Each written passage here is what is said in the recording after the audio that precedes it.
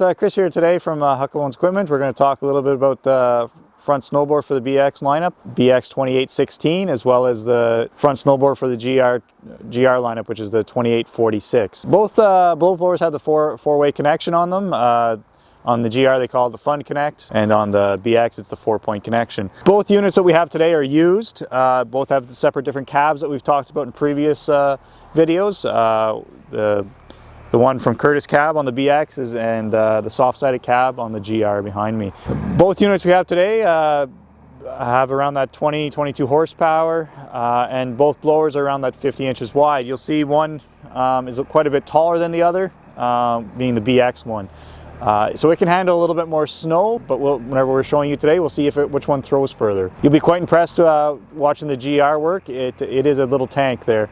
It's very impressive, and the BX gets the job done as well. So talking a little bit more in depth about the BX front snowblower, this one in particular is the BX2816. They do have the 55-inch heavy-duty one, but for today's video, it'll just be the 50-inch model. This one has the optional hydraulic rotate as well as the optional electric deflector. Both fantastic options to get. The hydraulic rotate is now about $1,000, and the electric deflector is a little bit more reasonable, about $350. As mentioned before, it's got the 4-point connection on it. It makes it nice and simple to take the blower on and off. So to take the blower off, it's just 2 pins, one on each side, and then a lever, and you back out from it, and you're completely disconnected from the blower. And then to remove the actual quick hitch system, again, is remove the PTO shaft and one other lever and a pin. So, you know, taking this blower on and off, it's going to be about a 15-minute job, and then you can either put your loader on or whatever other attachments you have for the front. Same idea as before, as we mentioned. It's got 3 shear bolts on it. There's one for each auger, as well as one for the fan. It's always very important to time your augers up to make sure that they're in the correct position to really help throw that snow. And then speaking on the BX itself, in this case it's the BX2380, you know, 23 horsepower with the Curtis cab on it right from Kubota. You know, it's got the heater, front and rear wipers, front and rear LED lights. It's kind of a complete package. So for the BX2816, some of the other standard equipment you'll have on it is a cutting edge that you can wear out fairly quickly depending on what you're doing. If you don't have the skid shoes adjusted properly, it is very important to have those adjusted up at the beginning of the season and lower them down as the season goes along. It just helps the blower ride correctly, especially whenever you're in the float position. If you don't adjust it, you'll either find yourself cutting in too deep and throwing some of your nice laid driveway out onto the lawn, or if you have it too high, whenever you get into this time of year where you're in the middle of March and it starts melting, you're going to run into issues of lots of slush and such on your driveway. Okay, so we're going to talk a little bit more about the GR front snowblower. In this case, it's the GR2846 Fun Connect. The GR front blower, whenever you get the Fun Connect, comes standard with electric rotate. We always recommend getting the electric deflector with it.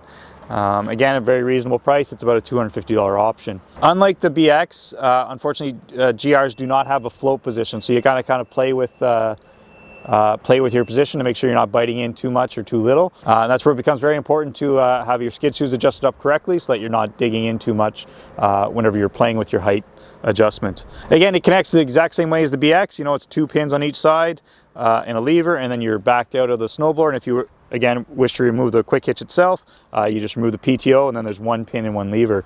Again, it's at 15 to 20 minutes you have the snowblower completely removed. And again, speaking a little bit on the GR itself, you know, it's 21 horsepower. You can either get it in a 54 or 48-inch deck with it, and gas or diesel. We always strongly recommend in our area is the diesel itself. It's about $1,000 more and worth every penny on longevity and the actual use itself whenever you're getting into heavier snows and stuff like that. And the one important thing to know about the GRs is they are all-wheel drive, so you're not going in and out of 2-wheel drive or worrying about chains on the back and stuff.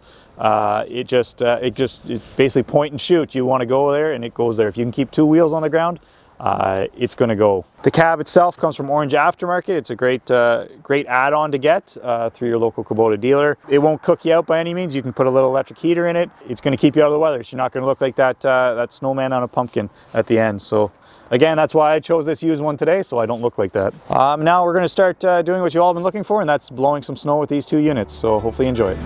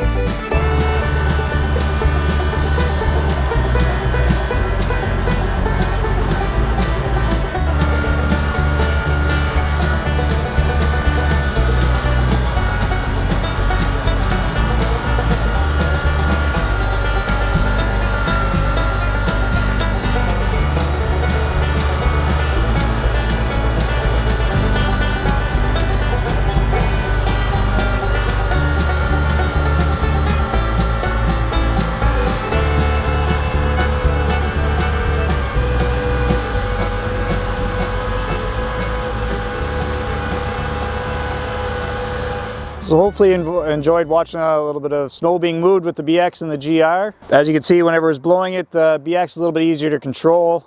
It's got the hydraulic lift as well as rotate and the electric deflector. What is super nice about it, as with any tractor, it has the float, which just makes it fall on the contours of the ground. It's getting a little bit harder right now as we're in the middle of March and things are melting, but generally speaking, throughout the middle of the winter and stuff like that, float position is what you want to be in to make life a little bit easier on yourself and take the guesswork out of it. And speaking on the GR, you've probably seen that for the size of it, it blows snow. There's nothing like it out on the market for that little small package to get in tight and to move that snow as far as you want it to go. I'm not sure if you'll see it on the video, but one thing that is a drawback of a front snowblower is whenever you go to lift it up, you're putting a lot of strain on those PTO shafts and they do get quite loud.